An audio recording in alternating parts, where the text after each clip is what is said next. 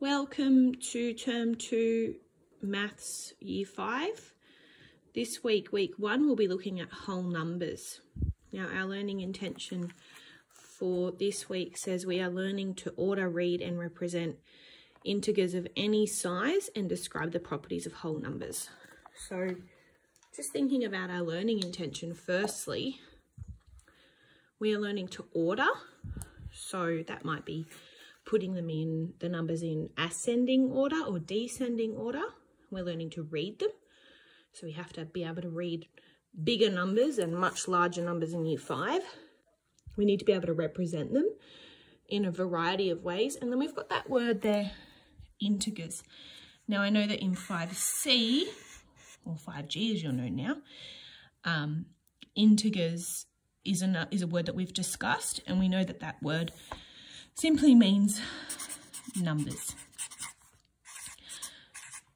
Generally whole numbers, so it's just a fancy word for numbers of any size, and then we want to be able to describe their properties as well. So properties are thinking about the type of number that it is. So is it an odd number? Is it an even number? And how many thousands has it got? How many millions? Those sorts of things.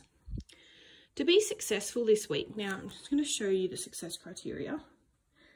It is quite long, and we know in the classroom we would build on this over time, but obviously doing remote learning, it's a bit different. So we're going to just break it down, and we'll only be looking at a few different ones each day. We will be successful when we can. Now, these first two ones are ones that we see all the time. So they're not new. They apply to pretty much everything we do in maths. So we need to be able to describe and represent mathematical situations using mathematical terminology. And we know that word terminology, again, it's just a fancy word for language or words. So as long as you're using the correct mathematical language or words, you're being successful. We also need to be able to select and use problem-solving strategies. So what sort of strategies would you be using learning about whole number? I think it would be predominantly thinking about how you might read it, how you might write the number, how you might order the number, and then being able to explain those strategies as well. You need to be able to recognize numbers up to tens of millions. So we're not just talking about millions here, we're talking about tens of millions. You need to be able to recognize them. That means you also need to be able to read them. And you probably need to be able to write them as well. Read and write those big numbers of up to tens of millions.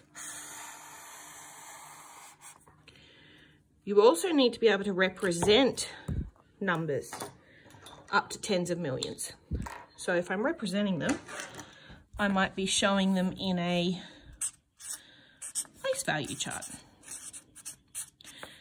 I might be showing them an expanded notation.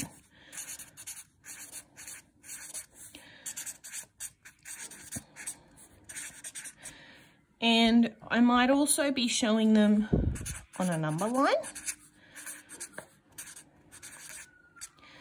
And something that's probably not very efficient, but I'm going to write it here anyway, we'll be using MAB blocks. Now, in class we would have had a discussion about why that's not efficient, but we can't do that at the minute. So MAB blocks wouldn't be efficient because you'd have to get out so many MAB blocks to represent numbers that are up to tens of millions. So you could still represent it, and we'll talk about how you can represent that by drawing it.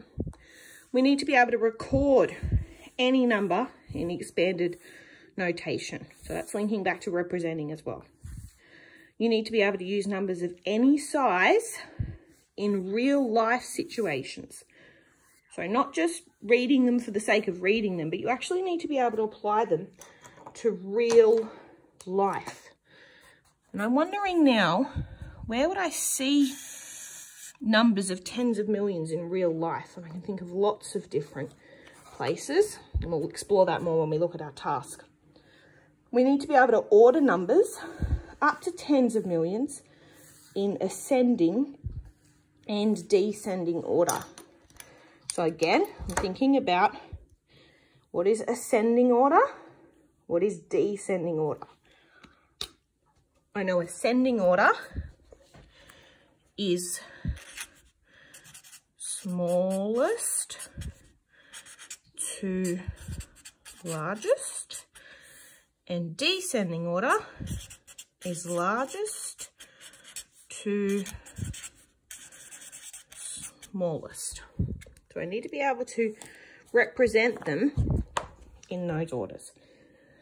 I also need to be able to round numbers to the nearest 1,000, to the nearest 10,000, to the nearest 100,000, and also to the nearest million.